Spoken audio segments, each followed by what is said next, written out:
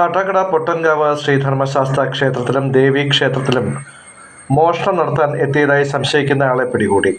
രണ്ട് ക്ഷേത്രങ്ങളിലെയും പൂട്ടുകൾ പൊളിച്ചിരുന്നു. CCTV ദൃശ്യങ്ങളുടെ അടിസ്ഥാനത്തിലാണ് പ്രതി ഇയാളാണെന്ന നിഗമനത്തിൽ എത്തിയിരിക്കുന്നത്. ഇയാൾ കരുനാഗപ്പള്ളി സ്വദേശിയാണെന്ന് പറയുന്നു. ഷെഫിൻ എന്നാണ് പേര്. പ്രതിയെ കാട്ടാക്കട പോലീസ് സ്റ്റേഷനിലേക്ക് കൂട്ടിക്കൊണ്ടുപോയി. ക്ഷേത്ര പരിസരത്ത് ഇയാൾ ഉപയോഗിച്ചതായി കരുതുന്ന മദ്യക്കുപ്പിയും കണ്ടെത്തിയിട്ടുണ്ട്. നാട്ടുകാരുടെ സംയോജിത ഇടപെടലാണ് പ്രതിയെ കുടുക്കിയത്. വിശദമായ ചോദ്യം ചെയ്യൽ നടന്നുവരികയാണ്.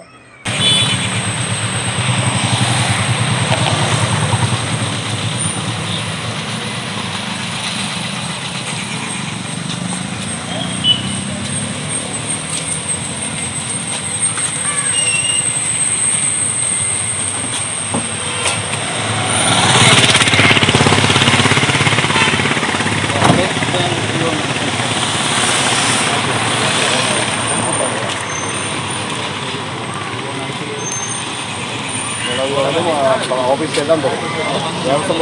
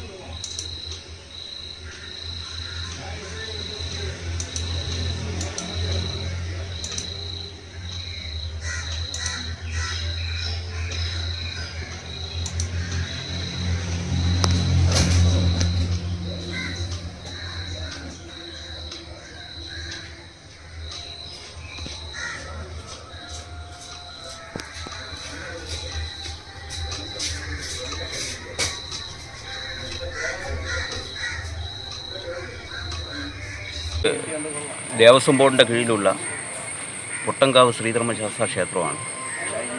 ഇതിൽ രാവിലെ ഒരു 5 മണിക്ക് വന്ന സമയത്താണ് ഇവിടെ എല്ലാം തുറന്നിട്ടിരിക്കുന്നത്. ശ്രീകോവിൽ, ഗണപതി ക്ഷേത്രം, അയ്യപ്പ ക്ഷേത്രം, തിടപ്പള്ളി, കമ്മിറ്റി ഓഫീസ് ഇതെല്ലാം വലിച്ച് തുറന്നിട്ടിരിക്കുന്നത് കണ്ടു. അതിലൊരു ഭക്തൻ ഇതുവഴി വന്ന സമയത്ത് പോറ്റി അവരുടെ കാര്യം പറഞ്ഞു. അയാൾ നോക്കിയപ്പോൾ വേറൊരാൾ ഇതുവഴി നടന്നു പോകും. മതിൽ ചാടി പുറത്തു പോയി. അങ്ങനെ അയാളെ പിടിച്ചു. CCTV ഒക്കെ പരിശോധിച്ചപ്പോൾ രാവിലെ ഒരു 4-4:30 മണിക്കാണ് ഈ സംഭവം നടന്നത്. ഇവിടെ മദ്യക്കുപ്പിയും ഒക്കെ ഈ ക്ഷേത്രത്തിൻ്റെ നടയിൽ തന്നെ ഉണ്ട്. അയാളെ പിടിച്ചു. ഇപ്പോൾ പോലീസിനെ അറിയിച്ചു. പോലീസ് അതിൻ്റെ നടപടികളൊക്കെ നടത്തിക്കൊണ്ടിരിക്കുകയാണ്.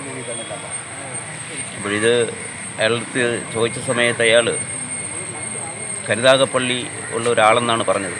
ഇന്നലെ രാത്രി ഒരു 8-9 മണിക്കെന്തോ ഇവിടെ വന്നു, അങ്ങനെ ഇവിടെ ഇരുന്നു എന്നൊക്കെയാണ് ആ മോഷ്ടാവ് നമ്മളുടെ അടുത്ത് പറഞ്ഞത്. ഇതാണ് ഇവിടെ നടന്ന ഈ സംഭവവികാസം. തൊട്ടടുത്ത ദേവീക്ഷേത്രം, ആ ദേവീക്ഷേത്രത്തിലും ഈ CCTVയിൽ ഇയാൾ നടന്നു പോകുന്ന കാര്യങ്ങളൊക്കെ അതിനകത്ത് കാണാൻ കഴിയും. അവിടെ ചെന്നൊരു പൂട്ട് പൊട്ടിച്ചു. അത് ആ ക്ഷേത്രത്തിനകത്ത് കയറിയതായി കണ്ടിട്ടില്ല. ഇത് നാശനഷ്ടങ്ങൾ വേറെ ഒന്നും കൊണ്ടുപോയില്ല. കാരണം പിടിച്ച സമയത്ത് അതിനകത്ത് വേറെ ഒന്നും, പക്ഷേ അമ്പലമെല്ലാം വലിച്ച് കുത്തി തുറന്ന് പൂട്ടുകളെല്ലാം വലിച്ച് പൊട്ടിച്ചിട്ടിട്ടുണ്ട് ഇവിടെ. ഇതിനു മുമ്പ് എന്തെങ്കിലും ഇങ്ങനെ ഇതിനു മുമ്പ് ഒരു 4 പ്രാവശ്യമെങ്കിലും ഇവിടെ ഈ മോഷണം നടന്നിട്ടുണ്ട്.